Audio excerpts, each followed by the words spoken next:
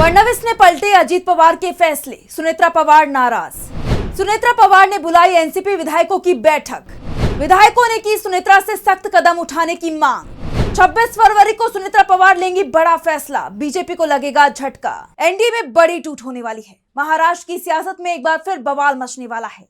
NCP और BJP के बीच दूरियां बढ़ने लगी हैं और इसे बढ़ाने का काम खुद सीएम देवेंद्र फडणवीस करते दिखाई दे रहे हैं। सबसे पहले तो उन्होंने सुनेत्रा पवार को वित्त मंत्रालय देने से इनकार कर दिया और अब सुनेत्रा पवार के मंत्रालय में भी हस्तक्षेप कर रहे हैं।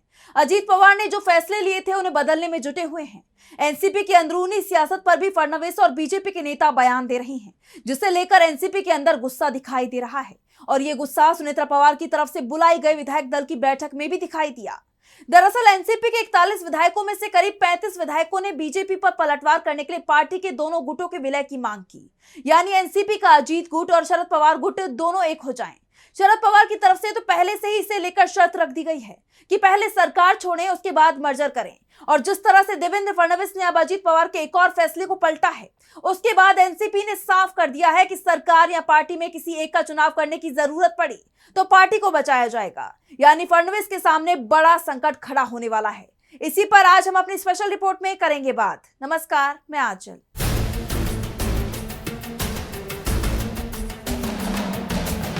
एनसीपी प्रमुख अजीत पवार के निधन के बाद से बीजेपी की तरफ से एनसीपी को कमजोर करने की कोशिशें की जा रही हैं, चाहे वो नगर निकाय चुनाव हो या पंचायत चुनाव। बीजेपी ने एनसीपी से गठबंधन न करके ही शिवसेना शिंदे गुट से गठबंधन किया था। वहीं अजीत पवार भी शुरुआत से बीजेपी की छाया में काम करने को तैयार नहीं थे। वो बीजेपी के हिंदुत्व के एजेंडे का समर्थन करने को भी तैयार नहीं थे और यही कारण है कि जब बीजेपी ने विधानसभा चुनाव में एनसीपी के कुछ उम्मीदवारों पर आपत्ति जताई थी तो अजीत पवार ने साफ कह दिया था कि एनसीपी किसे उम्मीदवार बनाएगी ये बीजेपी तय नहीं करेगी। बीजेपी के तमाम विरोध के बावजूद अजीत पवार ने नवाब मलिक को टिकट दिया था, साथ ही उनके प्रचार के लिए भी पहुंचे। उनके बयान भी कई बार बीजेपी के लिए परेशानी खड़ी कर देते थे। अजीत पवार को मायावती सरकार में सेक्युलर चेहरा माना जाता था, इसलिए उनकी राय हमेशा बीजेपी से अलग दिखाई देती थी। और अब अजीत पवार के निधन के बाद सीएम फडणवीस कभी उनके फैसलों को पलट रहे हैं तो कभी उन पर रोक लगा रहे हैं। दरअसल अजीत पवार के ना रहने पर सीएम फडणवीस उनके फैसलों पर कैंची चला रहे हैं। हाल ही में महाराष्ट्र के सीएम देवेंद्र फडणवीस ने उन 75 विद्यालयों को दिए गए अल्पसंख्यक शैक्षणिक संस्थान के दर्जे पर रोक लगाने का आदेश दिया है, जिनके बारे में खबरें थी कि डिप्टी सीएम अजीत पवार के निधन के तुरंत बाद इन स्कूलों को मंजूरी दी गई थी और ये जानकारी खुद अधिकारियों की तरफ से दी गई है। इस पूरे मामले में सबसे चौंकाने वाली बात इन प्रमाण पत्रों को जारी करने की टाइमिंग है। अधिकारियों के मुताबिक ये 75 प्रमाण पत्र 28 जनवरी से 2 फरवरी के बीच जारी किए गए थे। पहला अल्पसंख्यक प्रमाण पत्र 28 जनवरी को दोपहर 3:09 पर जारी किया गया था।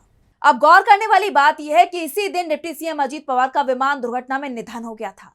जिस दिन अजीत पवार का निधन हुआ उसी दिन शोक के माहौल के बीच 7 संस्थानों को स्वीकृति दे दी गई और अगले 3 दिनों के अंदर ये संख्या बढ़कर 75 पहुंच गई। उस वक्त अजीत पवार खुद अल्पसंख्यक विकास विभाग का कार्यभार संभाल रहे थे और अब ये विभाग सुनेत्रा पवार के पास है, जिन्होंने हाल ही में उप मुख्यमंत्री के रूप में शपथ ली है। यानी जिस मंत्रालय का काम सुनेत्रा पवार संभाल रही हैं, उसके फैसलों पर रोक देवेंद्र फडणवीस की तरफ से लगाई जा रही है। ऐसे में अब सुनेत्रा पवार भी एक्शन मोड में आ गई हैं। डिप्टी सीएम और अल्पसंख्यक विकास मंत्री सुनेत्रा पवार ने अधिकारियों को निर्देश दिया है कि वो इस पूरे मामले की जांच करे, अगर गड़बड़ी मिले तो कार्रवाई करे और ना मिले तो फिर फडणवीस पर उनके फैसलों को रिव्यू करने का दबाव बनाया जाए।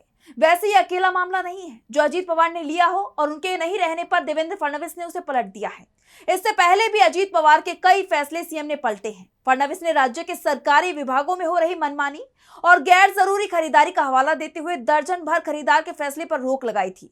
जो फैसले अजीत पवार ने लिए थे उनको रद्द कर दिया था, जिसके बाद कहा जाने लगा कि वित्त विभाग संभालने के बाद अब फडणवीस नए सिरे से टेंडर जारी करने की तैयारी में है। उन्होंने वित्त विभाग को निर्देश जारी किया था कि 15 फरवरी से किसी भी प्रकार के खरीद प्रस्ताव को स्वीकृति नहीं दी जाएगी, ना ही टेंडर जारी किए जाएंगे, भले ही उन्हें पहले से ही मंजूरी क्यों ना मिल गई हो। इस प्रतिबंध में फर्नीचर की मरम्मत, ड्राइवर मशीन, कंप्यूटर उपकरण, स्पेयर पार्ट्स, कार्यालय किराए पर लेना, सेमिनार और कार्यशालाओं के आयोजन सहित दूसरे मदों पर होने वाला खर्च शामिल है। इसके अलावा भी अजीत पवार के लिए गए कई फैसलों की समीक्षा की जा रही है।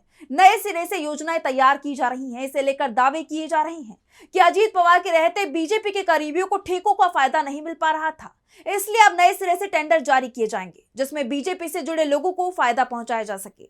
लेकिन अजीत पवार के फैसलों को पलटे जाने पर एनसीपी नेताओं में गुस्सा दिखाई दे रहा है। वैसे भी वित्त विभाग एनसीपी से छीने जाने के बाद अब एनसीपी के पास कम महत्व वाले विभाग ही बचे हैं।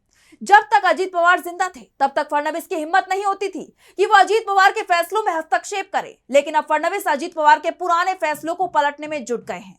अभी तक तो पवार परिवार और एनसीपी में शोक चल रहा था, जिसकी वजह से एनसीपी की तरफ से किसी भी सवाल और फैसले पर कोई प्रतिक्रिया नहीं दी जा रही थी। लेकिन अब सीएम फडणवीस के फैसले पर एनसीपी का गुस्सा भड़क उठा है। एनसीपी की विधायक दल की नेता और डिप्टी सीएम सुनेत्रा पवार ने अचानक ही मुंबई में बड़ी बैठक बुला ली और इस बैठक में कई बड़े मुद्दों पर चर्चा हुई। खास तौर पर बीजेपी जिस तरह से अजीत पवार से जुड़े फैसले पलट रही है।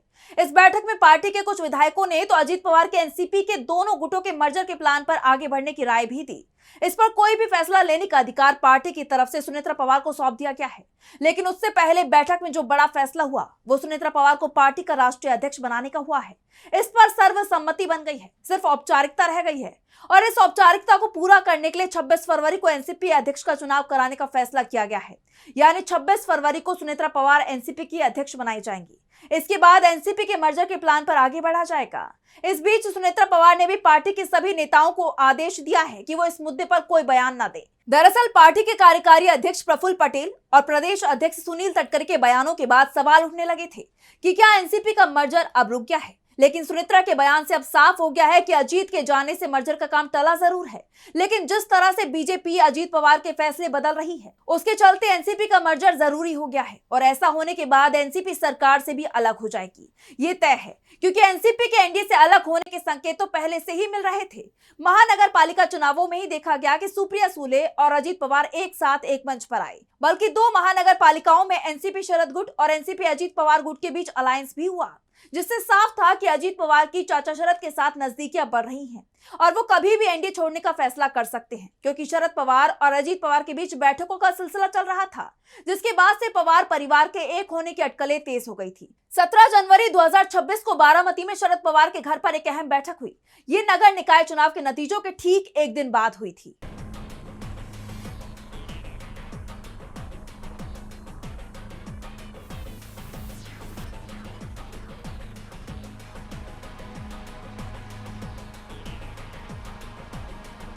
एनसीपी एसपी के नेताओं का दावा है कि ये दोनों गुटों के विलय पर आखिरी चर्चा थी। वीडियो में शरद पवार और अजीत पवार आपस में बात करते दिखाई दे रही हैं।